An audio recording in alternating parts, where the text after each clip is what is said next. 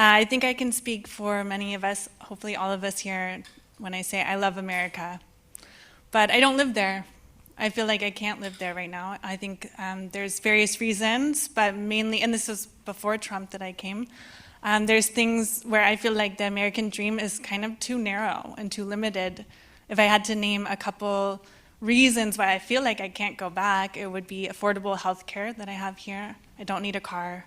And affordable child care. Thank you very much, Berlin. But I think these are major issues where I can't even talk to my American friends because they don't, I kind of want to keep it a secret. I feel so bad that I enjoy these things and these privileges that should not be privileges. And so I really like the tone of what are we for, and I'd love to hear more about your vision, and if it can be so bold and so big to include that tent too, to these privileges, making them a reality, because I think we'd all love to go out and campaign on that. You know, I was talking earlier about you have no hope of a true political democracy without an economic democracy. If people, as you just said, don't feel as though they have a future in our country, or more importantly, that their children will not have a successful future in this country, then you get some of the outcomes that we have seen over the last 10 years. And that's exactly how people feel about being able to see a doctor or afford a home or not have to work 2 or 3 jobs or be able to afford childcare or send their kid to a world-class public school. And I don't know what the education system is like in Berlin, but maybe that's another privilege or advantage that you enjoy. You know, opponents to all of these very common sense proposals will say, you know, that's socialist or Marxist or communist or whatever epithet they want to throw at the idea. The really interesting thing when we think about it is we are the wealthiest, most powerful country, not just on the planet today, but in the whole history of the world. We do not lack for the resources to accomplish every single one of the things that you just mentioned and that probably anybody else could come up with. That I think it's really interesting you're framing. We think about them sometimes as privileges. They should just be human rights. You know, my ability to see a doctor when I need to. As a woman, your ability to make your own decisions about your own body and your own future and your own health care without the government becoming involved, as it is every single day in the state of Texas right now.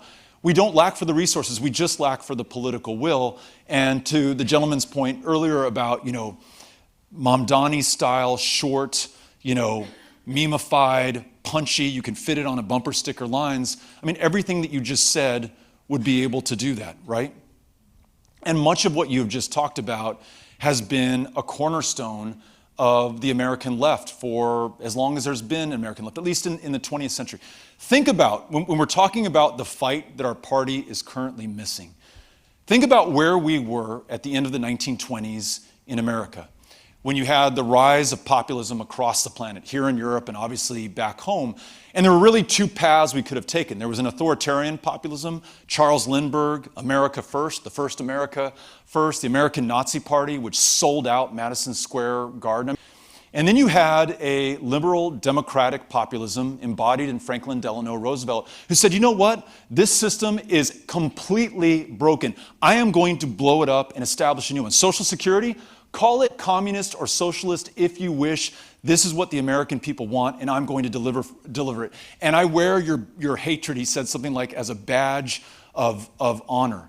Screw the elites, the corporate interests, the millionaires and the billionaires. I'm going to deliver for the people. What you're just describing is delivering for the people. If you had, we talked about New Mexico earlier where some of this is happening, Minnesota where some of this is happening, an American president who would, as Mandela Barnes said in Wisconsin, drive the car like they stole it once they're in the White House and deliver on all these things. And yes, you're going to be called socialist and communist and Republicans are going to say the worst things, but you do your best to listen, to compromise where you need to, but you move forward because you have to.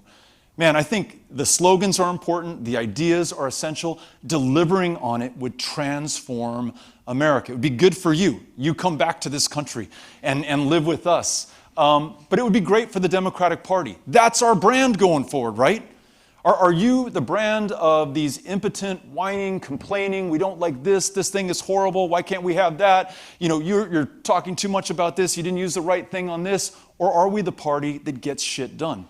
And the things that we get done, you know, measurably improve the lives of the people that we serve. So I love the way that you put it, including the sense of almost embarrassment you feel at enjoying these things when so many of your fellow Americans back home cannot. So let's find a way to get it done. I like that. I'm going to remember the Berlin platform for our future.